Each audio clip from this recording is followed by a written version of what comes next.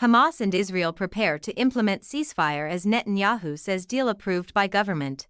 Israelis and Palestinians celebrated on Thursday night as Hamas and Israel's government began preparations to implement a ceasefire deal that promises a durable end to a bloody two-year conflict that has killed tens of thousands, destabilized much of the Middle East and prompted protests around the world. In Gaza, there was joy but much anxiety.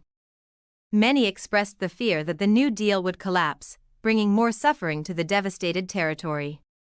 Though crowds gathered in some places to dance and sing, in many places witnesses reported muted reaction amid loud overflights by warplanes and drones. In Israel, on a day of fast-moving and sometimes chaotic developments, hospitals readied to receive hostages to be released by Hamas. The ruling coalition government signed off on the new ceasefire deal and thousands took to the streets of Tel Aviv to express joy and relief. Late on Thursday evening, a statement from the government said it had just approved the framework for the release of all the hostages, both the living and the deceased. Donald Trump's announcement of his peace proposal last week triggered a frantic round of indirect negotiations between Hamas and Israel in the Egyptian Red Sea resort of Sharm el-Sheikh. The U.S. president said on Thursday he would try to go to Egypt for the signing of the new deal. In Israel, officials suggested that the U.S. president was expected to visit there on Sunday. Trump added that 48 hostages held by Hamas, of whom less than half are thought to be still alive, would be released on Monday or Tuesday, and said that the deal had ended the war in Gaza. It was announced on Thursday night that the U.S. would send about 200 troops to Israel to help support and monitor Gaza's ceasefire deal. World leaders scrambled to welcome the breakthrough, even if most of Trump's broader peace proposal has yet to be negotiated or even explicitly acknowledged by Hamas and Israel.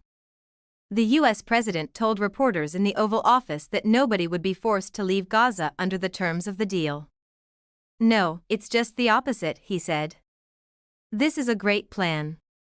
There was some confusion during Thursday on the timing of the first phase of the deal, reflecting the general uncertainty about many of its main principles. The office of Israel's Prime Minister, Benjamin Netanyahu, said the ceasefire would take effect once the agreement was ratified by his government. But an Israeli government spokesperson said the ceasefire would go into force within 24 hours of the cabinet meeting. Those hostages believed to still be alive in Gaza would then be freed within 72 hours. They said Israel's forces would withdraw to an agreed line in the Gaza Strip that would leave them in control of 53% of the territory. A spokesperson for the Israeli government said, in exchange, Israel will free about 2,000 Palestinian prisoners. But the spokesperson said Marwan Barghouti, a senior figure in Mahmoud Abbas's Fatah movement who is hugely popular in the West Bank and Gaza and has frequently been talked of as a future leader, would not be among them. Hamas sources said the list of released prisoners was still being discussed late on Thursday. Hamas called on Trump and guarantor states to ensure Israel fully implemented the ceasefire. The exiled Gaza chief Khalil al-Hayya said on Thursday the group has received guarantees from the United States, Arab mediators, and Turkey that the war on Gaza has permanently ended, according to Reuters.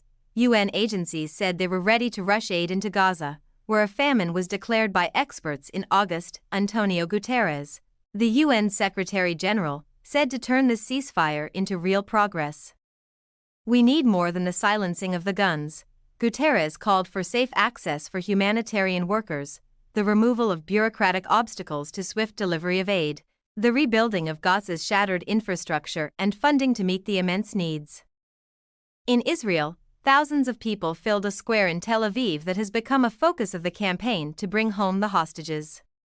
Many sang and danced as they waved Israeli and American flags. "It feels like we can finally see a bit of light at the end of the tunnel we have all been walking through," said Einav Kahila, a 25-year-old student who traveled from Jerusalem.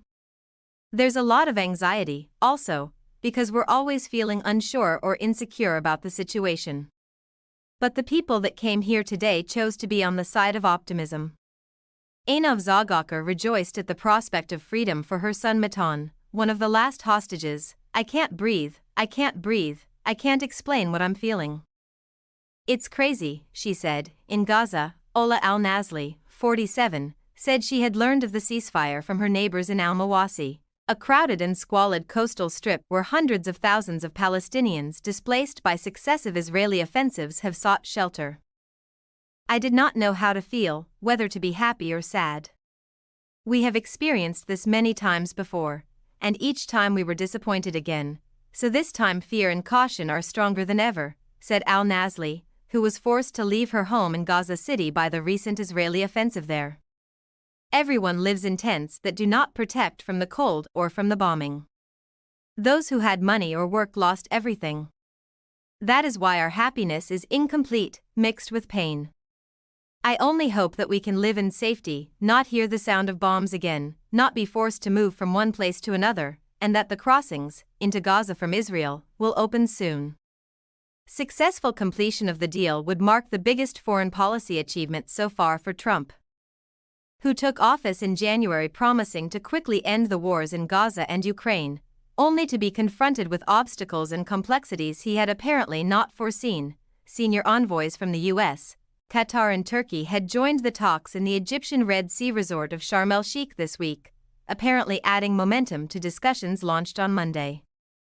Trump sent his son-in-law Jared Kushner and the special envoy Steve Witkoff. Both were reported to have arrived in Israel on Thursday night.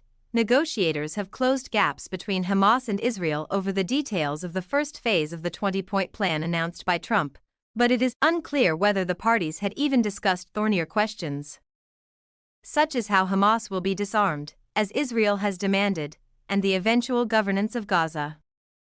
Senior Hamas official Osama Hamdan on Thursday told Qatar-based broadcaster Al Arabi the Palestinian militant group rejects Trump's proposal for an interim board of peace to oversee Gaza's administration, headed by the U.S. president himself. Though huge challenges remain, the agreement nonetheless brings the two sides closer than any previous effort to halt a war that evolved into a regional conflict, drawing in countries such as Iran, Yemen, and Lebanon, and reshaping the Middle East. In recent days, Israel reduced the intensity of its military campaign. Gaza medical authorities reported 8 people were killed in Israeli strikes on Wednesday. Even if aid surges in, through the UN and the Red Crescent as specified under Trump's plan, hundreds of thousands will still not have enough food or shelter. About 1,200, mostly civilians, were killed in the Hamas attacks of October 2023 and 251 taken hostage. Israel's retaliatory offensive has killed more than 67,000, mostly civilians, and reduced much of Gaza to rubble.